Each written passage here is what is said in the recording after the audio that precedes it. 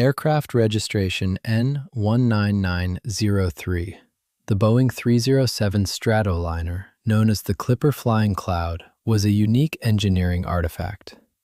It was the world's last surviving intact airframe of its type. Historically, the 307 was the first commercial airliner built with a pressurized cabin, a structural shift that redefined high-altitude passenger transport. On March 28, 2002, this irreplaceable aircraft ditched into the waters of Elliott Bay in Seattle, Washington. The primary objective of this investigation is to map the operational constraints that forced the aircraft into the water and the technical decisions that permitted its recovery. The initiating failure was total fuel exhaustion, resulting in the loss of all engines. The procedural chain that led to this failure began before takeoff and continued in flight. An inaccurate determination of the fuel on board, incomplete consumption records, weak crew communication, and a changed plan that removed the expected refueling stop. The airframe had recently emerged from a massive structural overhaul. Volunteers and engineers had invested 6 years into the initial restoration. Following this rebuild, the aircraft had flown a total of only 39 hours. This low flight time established a strict local constraint, a lack of historical baseline data for system calibrations. Every legacy aircraft requires a highly documented operational baseline to determine exact fuel consumption rates under various power settings. More importantly, engineers must verify the precise volume of unusable fuel. Unusable fuel is the liquid that remains in the lowest sections of the tanks, which the mechanical fuel pumps cannot draw into the lines during specific flight attitudes, such as a nose-high climb or a banked turn. The restoration team had developed a provisional dipping chart while adding fuel in 25-gallon increments.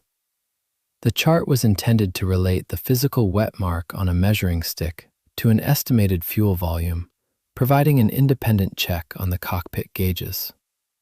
But it had not yet been formally validated and could not be treated as an exact calibration. Until the fuel quantity system and the provisional dipping chart had been validated, physically checking the tanks would have provided an important independent safeguard, even though dipping was not part of the aircraft's documented pre-flight checklist. On the day of the flight, the operational objective was a standard proficiency check.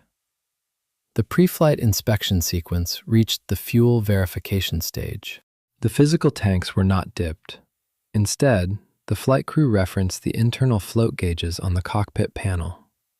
The gauges indicated an onboard fuel load sufficient for a planned 2-hour endurance limit. This decision point traded the absolute physical verification of the dipstick for the assumed accuracy of the restored telemetry. In vintage aviation, float gauges are highly susceptible to mechanical binding, electrical resistance changes, and positional errors.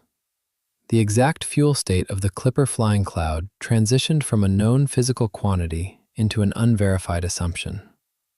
In flight, the 4 engines initially operated normally. At Boeing Field, the flight engineer and observer later recalled indications of approximately 1/4 tank, but that information was not passed to the captain. Immediately before the power losses, the gauges were reported at 0.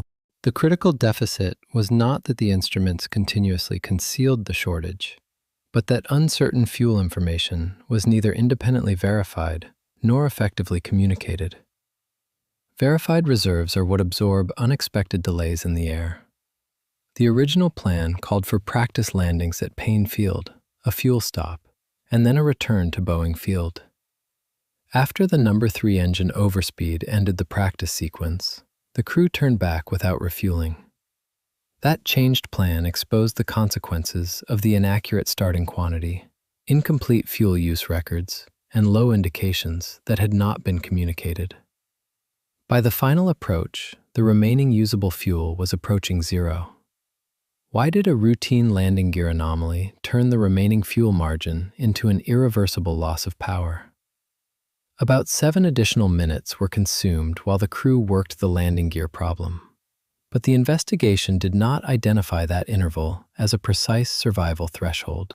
At approximately 12:59, roughly 35 minutes after the first takeoff, an indication showed that the left main landing gear had not extended. The aircraft was operating at an altitude of 1,500 feet.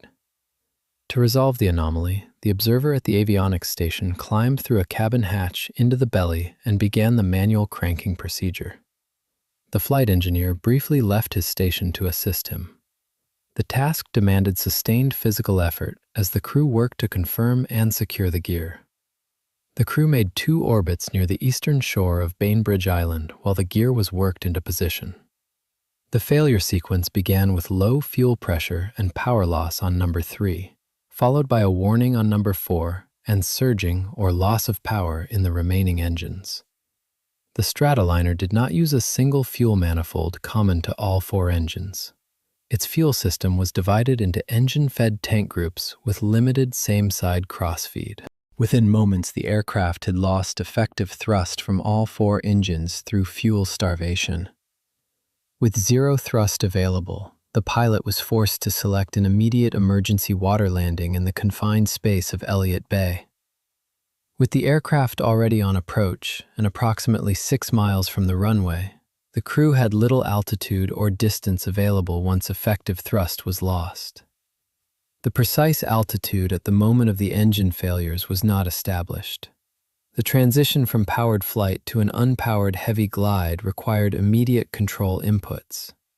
The extended landing gear added substantial drag, reducing glide performance and narrowing the pilot's remaining options. The pilot had to push the nose down to maintain critical airflow over the wings, preparing for a highly constrained physical geometry at the water surface. Managing impact energy became the primary physical constraint. The pilot executed a low-speed ditching, reducing speed as much as the remaining control margin allowed. Contemporary observers credited the low touchdown speed with limiting the impact energy, although no flight data established an exact stall margin or a deliberately flown aerodynamic threshold.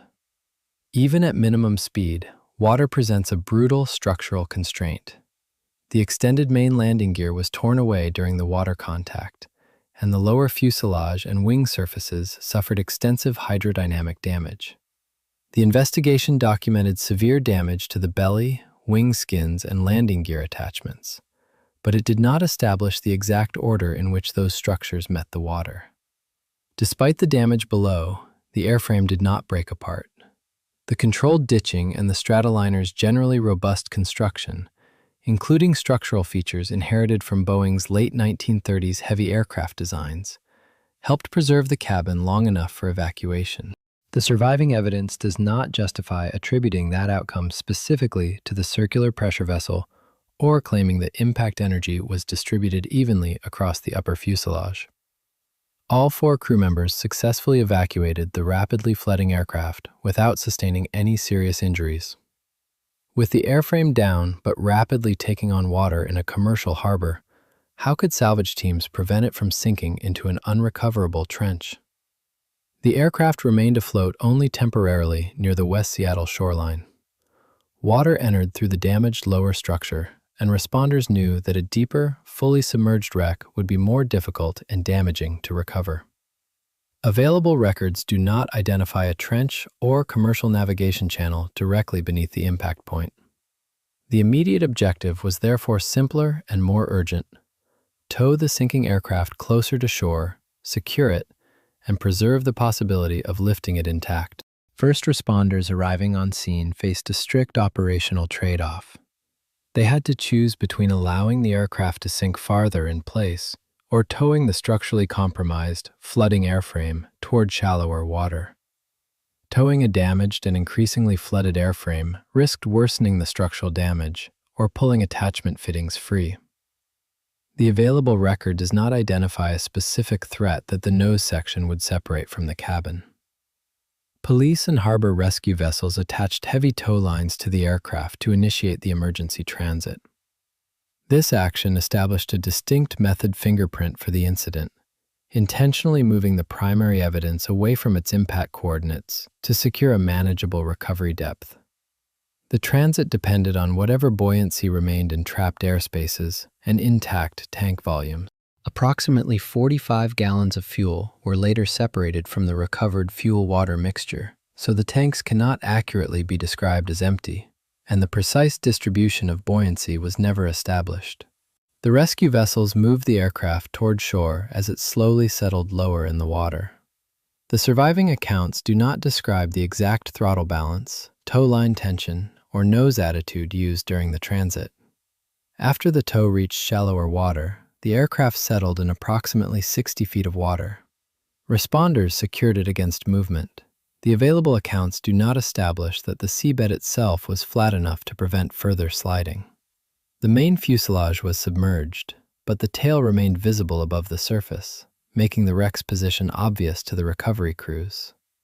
There was no need to search for a fully hidden target, although the record does not show that the tail was formally used as a survey datum. Resting on the bottom of a working harbor, the wreck created practical concerns for preservation, investigation, navigation, and the marine environment.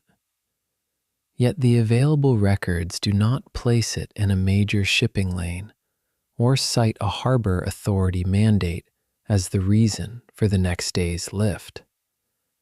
The recovery schedule was driven by the need to secure the aircraft and limit further damage. The engineering teams analyzing the submerged wreck now faced a highly complex structural problem. The aircraft was resting on its crushed lower belly, completely saturated. The intact upper fuselage, which had successfully survived the impact energy, now acted as a massive fluid container filled entirely with dense seawater. Every internal cabin space and empty mechanical void was flooded.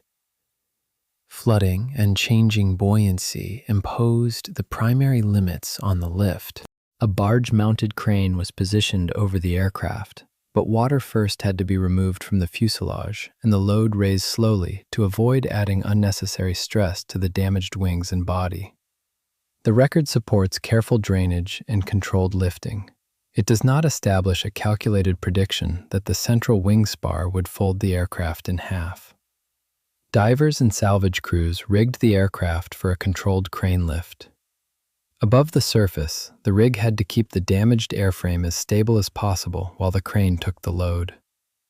Contemporary accounts confirm the use of cables and careful handling, but they do not document the exact sling materials, bulkhead positions, a formally engineered multi-point cradle, rigid steel spreader bars, or a purely vertical load path. Before the main lift, crews drained water from the fuselage. The crane then raised the aircraft very slowly, with the operator controlling the load as water pressure released from the wings and damaged structure. Once clear, the airframe was placed onto the barge for transport. Saltwater exposure immediately created a severe corrosion threat. Chloride contamination trapped in seams, joints, and dissimilar metal contacts can drive pitting, crevice, galvanic, and other forms of attack. Recovery from the water, therefore, marked the beginning of an urgent stabilization campaign, not the end of the engineering emergency. The immediate priority was to remove salt and standing water before corrosion advanced through the airframe. After the crane placed the aircraft on a barge, it was carried up the Duwamish River to a Boeing terminal, where initial freshwater treatment could begin. Only after that marine transfer was the airframe placed on a flatbed and moved to Boeing Field for deeper cleaning and repair. The urgency of corrosion control did not displace the accident investigation. The NTSB examined the recovered airframe, fuel system, tanks, engines, and impact damage before the aircraft was released to the project manager on April 1st. Moving the compromised airframe over land still required carefully distributed support. Contemporary reporting confirms temporary support preparations for the barge and a later flatbed move, but it does not document custom wooden cribbing or the exact structural load path described here. The defensible account is that crews supported the damaged fuselage with temporary padding and shoring suited to its irregular shape. The available record does not document a specially optimized route or an exact timing calculation for the road transfer. During the terminal and hangar stabilization process, crews began extensive freshwater flushing, including high-pressure hose work after the aircraft was opened and stripped in the hangar. This rapid response directly counters the galvanic saltwater intrusion mechanism. High-volume freshwater physically displaces the highly conductive salt ions trapped within the tight overlapping aluminum structural seams. By continuously flushing the bare metal, technicians systematically dilute the electrolyte concentration to a level where rapid galvanic corrosion simply cannot sustain itself. After freshwater cleaning, corrosion control treatments and preservatives may also have been used, but the publicly available incident record does not confirm the exact product or application sequence. The internal architecture of a vintage pressurized airliner heavily complicates this critical stabilization process. The fuselage contains thousands of inaccessible structural voids, deep support ribs, and complex lap joints where fluid can pool in dark, blind spaces. The freshwater flush, therefore, could not be limited to the smooth exterior surfaces. Ground crews systematically directed high-pressure hoses into the heavily damaged wheel wells, the torn lower cargo compartments, and the internal structural cavities that had been submerged in the bay. The flushing and cleaning reduced the salt load and slowed further attack, but they could not prove that every hidden seam and cavity was clean. 6 weeks later, water was still emerging from opened areas, and the aircraft required continued disassembly, drying, inspection, replacement, and corrosion control. However, preserving the raw metal only exposed the extreme physical deformities left by the emergency water landing.